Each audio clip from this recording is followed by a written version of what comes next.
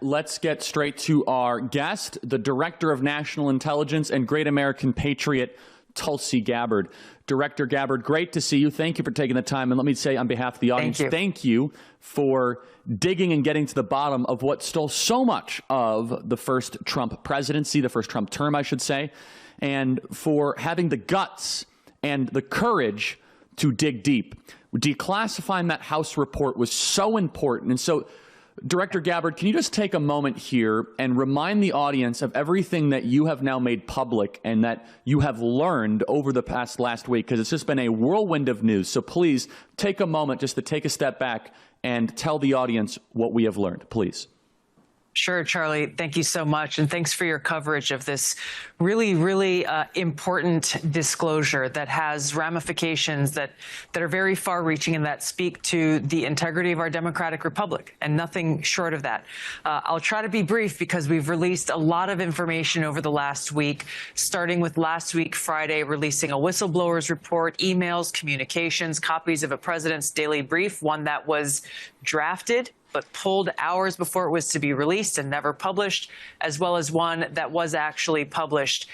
We released yesterday, as you mentioned, the House Intelligence Committee Majority Staff Oversight Report that investigated a document that President Obama ordered the intelligence community to put together, the January 2017 Intelligence Community Assessment, that basically came to the conclusion that Putin, Russia, had tried to influence and impact the outcome of the election in favor of Donald Trump. The real headline here is that the months leading up to the 2016 election, remember this was Donald Trump running against Hillary Clinton, the intelligence community consistently assessed over and over again that Russia had neither the intent nor the capability to impact the outcome of the U.S. election. And that's a really important point here, because in early December, after Donald Trump was elected, after he defeated Hillary Clinton in that historic election, President Obama called together a meeting of his National Security Council leadership. This was people like CIA Director John Brennan, then Obama's Director of National Intelligence, James Clapper, Susan Rice, Andy McCabe, and many others on his senior cabinet national security team. What came out from that meeting was ultimately, and this is all documented, direction from President Obama to his team to create an intelligence community assessment that detailed how Moscow meddled in the U.S. election in favor of Donald Trump. The key point here is not if Moscow meddled, it was how. And this is where a lot of the mainstream media right now who are reporting and repeating the Russia hoax lie over and over again for years are refusing to address this key point. Is the document that the intelligence community created that was published in January of 2017 contradicted the other assessments that the intelligence community provided in the months leading up to the election, including the days leading after the election, by stating very clearly and with high confidence, which is a big deal coming from the intelligence community, that Putin intervened in the 2016 election to help Donald Trump get elected. What we released yesterday in the House Intelligence Oversight Staff Majority Report was a very detailed investigation into that January 2017 assessment that, again, CIA Director John Brennan, DNI James Clapper at the time assessed with high confidence the conclusions that were driven in that report. What was revealed yesterday was that they created this knowing that it was false. They used intelligence and sources that were substandard, did not meet basic intelligence community tradecraft analytics standards, and used things that they knew were discredited, like the Steele dossier. They knew it was discredited. They knew it was a politically manufactured document. James Clapper and John Brennan decided to use it anyway. So here's the bottom line up front. President Obama ordered a manufactured intelligence assessment in order to ultimately enact what would be a years-long coup against Donald Trump using this document that, again, did not reflect the intelligence community's overall assessments leading up to the election. And it was used as a foundation to be able to undermine the legitimacy of President Trump's election and everything that came after.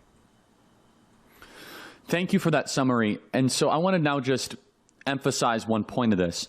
So the entire Russia narrative was on faulty, shoddy intelligence. Is that also included in what some of the skeptics or some of the critics would say? Because they say, well, Bob Mueller found in 2019 all these different reports of Russia trying to influence the election. But we're not contesting, though, at least from my understanding, that Russia was trying to sow discord or chaos. I think that's well received and well accepted. What is the contention here is that there is no evidence. In fact, there's evidence to the contrary that Russia was doing any of it to help Donald Trump. And even beyond that, Brennan went on to say that Adam Schiff went on to say it, Brennan alluded to it, that Trump did it in collusion with the Russian government. Can you speak to this? Because in some ways, the media is being very crafty. So, for example, the media would say, well, there's a 2017 intelligence community assessment supported by bipartisan Senate intelligence that says that Russia did interfere with the election. And some people would say that, well, there was a 2019 report that says Russia did interfere with the election. You're not debating that. You're not contending that. You're saying, but they were not interfering to help Trump. Can you please elaborate on that and push back on some of the criticism? Yeah, Charlie, thanks. That is the important point here. And I think it should also be of note that this is where the critics of what we revealed are going to. This is where President Obama's team and Senator Warner and other members of Congress are going to that exact point. They're saying, hey, look, nothing to see here. Everybody knows and agrees that Russia tried to meddle in the 2016 election. I don't disagree with that statement. Here's the point of distinction. Is that there is no credible intelligence that points to Russia or Putin meddling in the 2016 election in order to try to get Donald Trump elected, period. And I think one of the most significant pieces of evidence that was revealed in that report we released yesterday is the fact that Russia claimed to have very, very damaging information, high-level DNC emails relating specifically to Hillary Clinton's physical and mental health, and DNC leaders questioning whether or not, if elected, she would even be capable of carrying out the duties of the presidency. Russia had this. If they wanted to swing the election for Donald Trump, they would have released it in September, October of 2016 at a pivotal time to swing momentum into Donald Trump's direction and damage Hillary Clinton's campaign. They did not do that deliberately. They understood that Hillary Clinton would likely be the inevitable president of the United States. They didn't think Trump could win, like a lot of other people. And so they were withholding this damaging information about Hillary Clinton and planning to release it in the days or weeks leading up to her expected inauguration in order to once again sow chaos within the United States, to draw into question the stability of our country and what kind of leadership would be in place. This cuts to the core of the problem with the January 2017 President Obama ordered manufactured intelligence document. They willfully omitted this intelligence that existed because it didn't support the false narrative they intentionally built once again, which is the intelligence community says with high confidence that Putin aspired to and helped get Donald Trump elected in 2016.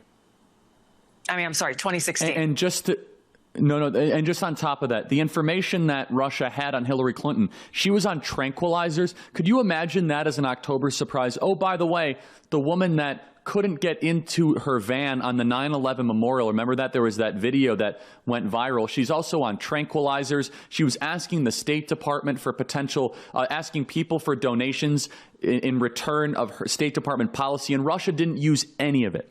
So Director Gabbard, I want to now talk about one thing that has gone very viral, and I think it would be very helpful for our audience to hear from you on this. And again, what happened here is so dishonest and underhanded, and we are cheering you on, and we have your back 100%.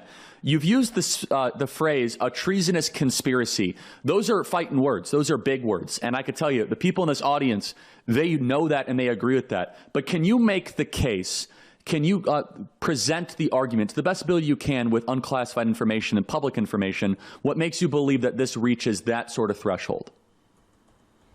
When we look at our democratic republic, Charlie, our system is built on the foundation of the American people casting their votes for who they want to be in office, to be our president and commander-in-chief. In this system, there is to be a peaceful transition of power.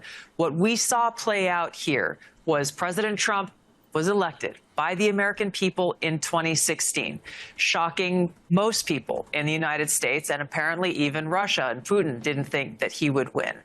Instead of accepting that this is the will of the people, what we saw is President Obama convening his national security team and concocting this contrived false narrative through the production of this intelligence community assessment in January 2017 with the specific intent of subverting the will of the American people and trying to delegitimize President Trump's election, and therefore everything that he had been charged to do by the American people over the next 4 years. So, yes, this is a treasonous conspiracy that subverts the will of the American people, because you look at the action. They manufactured a hoax. They manufactured these lies, published it as though it were true, propagated this through the media to the American people. And then what happened next? The Mueller investigation, years-long Mueller investigation was launched. You had 2 impeachments coming from Congress. You had a raid on President Trump's home in Mar-a-Lago by the FBI. You had smears and attacks and investigations not only against President Trump, but against his family, his senior officials within his administration. You even saw the geopolitical impacts of this, where a whole sanctions package was passed against Russia by President Obama, specifically Correct. because of the thing that they claimed Russia did, but they actually didn't do in this case. This was a lie that was concocted by President Obama and his senior national security officials.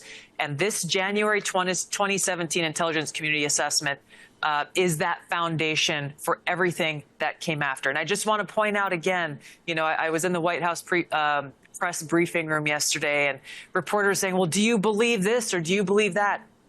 This is not about Tulsi Gabbard's beliefs or opinions or even allegations.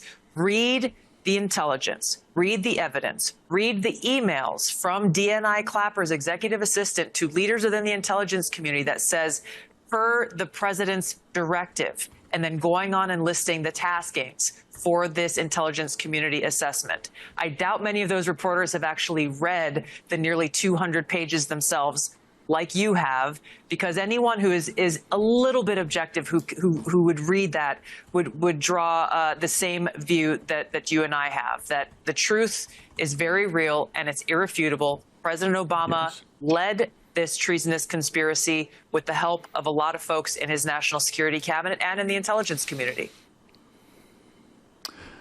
Director Gabbard, we have to let you go. I just want to say we're cheering you on in the audience because we remember how nasty, how divisive, how unnecessary all that Russia stuff was. And now our involvement in a kinetic hot war against Russia could be probably traced back to Russiagate. Keep fighting. Stay brave. Director Gabbard, thank you so much for your time. Thanks for all you do, Charlie. Thanks, everybody. For full shows, live and on demand, it's Salem News Channel.